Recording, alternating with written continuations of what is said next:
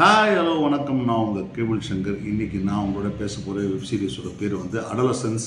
இந்த சீரிஸ் வந்து ஒரு மினி சீரியஸ். மொத்தமே 4 எபிசோடு தான் நெட்ஃப்ளிக்ஸில் ரிலீஸ் ஆகிருக்கு. இது ஒரு பிரிட்டிஷ் சீரியஸ். இதோட எழுதி இயக்கியவர் வந்து பார்த்திங்கன்னா created by Jack Tom and Stephen Graham. இது ஒரு கிரைம் ட்ராமா.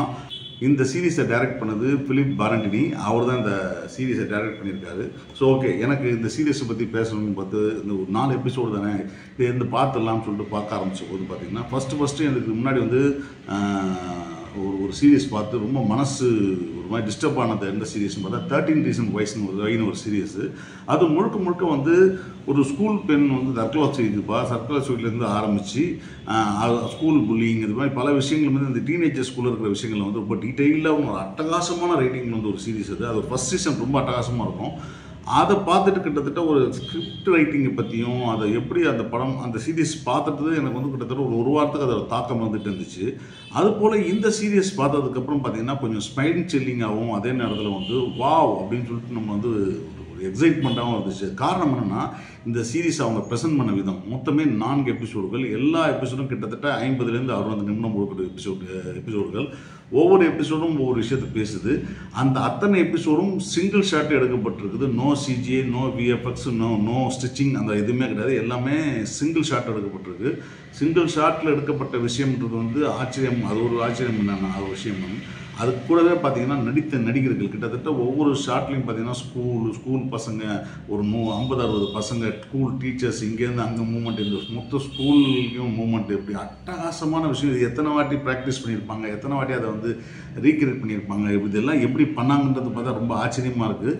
ஏன்னா அவ்வளோ அழகான நடிப்பு இந்த மொத்த படத்துலையும் வந்து 4 எபிசோட்லையும் வந்து எக்ஸ்ட்ரானரியான நடிப்பை வந்து கொடுத்துருக்காங்கன்னு சொன்னால் அது மிகையாகாது. முக்கியமாக பார்த்தீங்கன்னா இந்த சீரீஸோட கதை என்னன்னு பார்த்துப்போம்.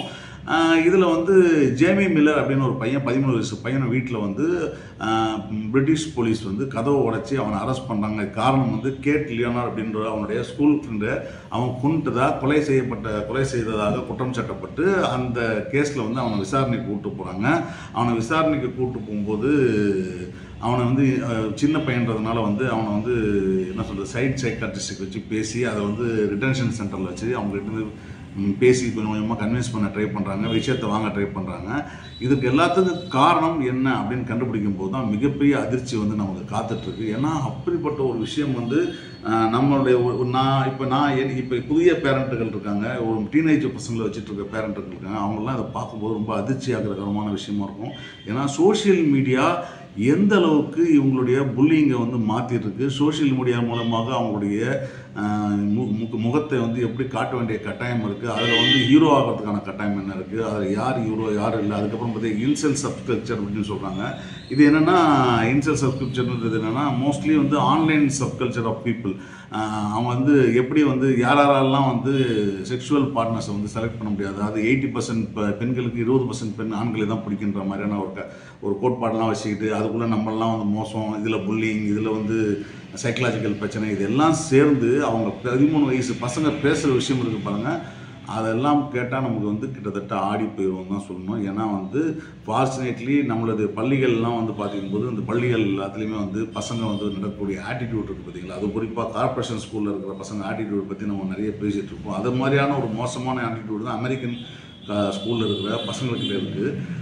அந்த கலாச்சாரங்கள் இது எல்லாமே இருக்குது. அதே போல் இந்த சீரியஸ் ஃபுல்லாகவே ஒவ்வொரு எபிசோடும் அதில் நடித்த நடிகர்களுடைய நடிப்பு வந்து எக்ஸ்ட்ரானரியான நடிப்புன்னு சொல்லணும். அதுவும் குறிப்பாக இந்த 13 வயசு பையன் ஜேமி ஃபாக்ஸ் இருக்கான் பாருங்கள், ஜேமி மில்லரா அப்படி நடிச்சிருக்கான் பாருங்கள். அந்த பையன் வந்து ஓவன் கூப்பர்னு ஒரு பையன், இதுதான் ஃபஸ்ட்டு படம் நடிச்சிருக்கான். அந்த பையன் 13 வயசு பையன், எல்லா சீன்லேயும் அந்த பையன் இருக்கான். அந்த பையன் குறிப்பாக வந்து ஒரு 3rd எபிசோடில் வந்து அவனுக்கும் ஒரு சைக்காட்ரிஸ்ட்டுக்கும் நடக்கக்கூடிய கான்வர்சேஷன் தான் மொத்தம் 50 நிமிஷமே. அந்த 50 நிமிஷமும் அவன் நடித்த விஷயம் இருக்கு பாருங்கள், எக்ஸ்ட்ரானரியான நடிப்பு. அது மேக்கிங் ஆகட்டும், நடிச்சாகட்டும், டைலாக்ஸ் எழுதுனதாகட்டும், இது எல்லாமே ஒரு மாஸ்டர்ஸ் கிளாஸுக்கான எல்லா தகுதியும் உள்ள ஒரு சீரீஸ் இது. அதே போல் பார்த்திங்கன்னா லாஸ்ட் எபிசோட் வந்து இட் வாஸ் ஒரு எமோஷ்னல் எபிசோடு. அந்த எபிசோட் நம்ம பார்க்கும்போது வந்து ஒரு பெற்றோராக நமக்குள்ளே வந்து பல கேள்விகள் இருக்கும். நம்ம என்ன குறை வச்சோம் நம்ம பிள்ளைங்களுக்கு, நம்ம எங்கே தப்பு பண்ணுவோம், நம்ம பிள்ளை எந்த மாதிரி மோசமானதுக்கான காரணம் என்ன, நம்ம எங்கே கவனிக்க விட்டோன்ற கேள்வி ஒரு குற்ற உணர்ச்சி பெற்றோர்களுக்கு வந்துட்டு இருக்கும் பார்த்தீங்களா. அது வந்து அது நடித்தவர்கள் வந்து அப்பா நடித்தவங்க சரி, எக்ஸ்ட்ரானரியான நடிப்பு. கொஞ்சம் வந்து இந்த சீரீஸோட பெரிய மைனஸ் அப்படின்னு சொல்ல போனீங்கன்னா அந்த சிங்கிள் ஷாட்டுக்காக எடுத்துக்கிட்டு ஒரு விஷயம். ஸோ ஆனால் அந்த சிங்கிள் ஷாட்கள் மூலமாக நமக்கு உணர்த்தப்படுற விஷயம் பார்த்தீங்கன்னா அது ரொம்ப அட்டகாசம். குறிப்பாக பார்த்தீங்கன்னா ஃபஸ்ட்டு எபிசோடில் அந்த பையனை கூப்பிட்டு போய் வந்து ஜெயிலில் போகிறதுக்கு முன்னாடி வந்து உரைகள்லாம் கட்டிட்டு அவனை நிர்வாணமாக்கி வந்து செக் பண்ணிகிட்டு இருப்பாங்க. அப்படி செக் பண்ணும்போது வந்து பார்த்திங்கன்னா எல்லாரும் அவங்க பார்வையை அவையாக வச்சுருக்கணும்.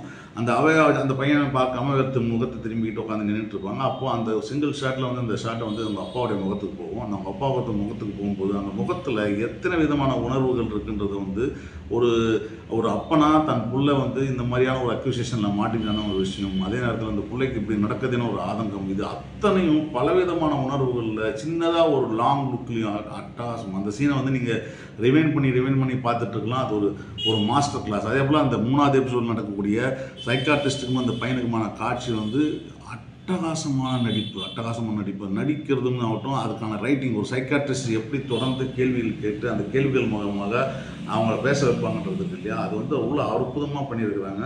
இந்த சீரியஸ் நீங்கள் பார்த்து முடிக்கும்போது பார்த்தீங்கன்னா நிச்சயமாக வந்து ஒரு பெரிய கனத்த இதயம் வந்து உங்களுக்குள்ளே உருவாகும். அது குறிப்பாக நீங்கள் வந்து ஒரு டீனேஜ் பையனுடைய அப்பா அம்மாவாக இருந்தீங்கன்னா கண்டிப்பாக இருக்கும். இது வந்து நமக்கு நம்ம பேரண்டிங்கை வந்து நாமளே கேள்வி கேட்கக்கூடிய ஒரு தருணமாகவும் இருக்கும். ஏன்னா வந்து இன்றைக்கி சோஷியல் மீடியா எந்த அளவுக்கு பெரிய அளவுக்கு இன்ஃப்ளூயன்ஸ் ஆகுதுன்றது வந்து உங்களுக்கு எல்லாருக்குமே தெரியும். ஏன்னா நிறைய கணவன் மனைவிகளே வந்து பார்த்திங்கன்னா சோஷியல் மீடியாவில் வந்து பிரபலமாகிறதுக்காக எதை வேணால் செய்கிறதுக்கு தயாராக இருக்காங்க. அப்படி இருக்கிற நேரத்தில் இந்த மாதிரி சீரியஸ் பார்த்து முடிச்சுட்டு வரும்போது கொடுக்குற இம்பேக்ட் இருக்குது பார்த்தீங்களா, அது வந்து பெரிய அளவுக்கு தாக்கத்தை ஏற்படுத்துது, நிறைய சிந்திக்கும் வைக்குது. இந்த சீரியஸ் வந்து நெட்ஃப்ளிக்ஸில் வந்திருக்கு. மொத்தமே 4 எபிசோட் தான், கொஞ்சம் ஸ்லோ தான். பட் இந்த டெக்னிக்கல் மேக்கிங்காகவும் நடிப்புக்காகவும் மிக சிறப்பான எழுத்துக்காகவும் பார்த்தே தீர வேண்டிய சீரியஸ்ன்னு சொல்லுவேன். பார்த்து உங்கள் கருத்தை சொல்லுங்கள். நன்றி, வணக்கம்.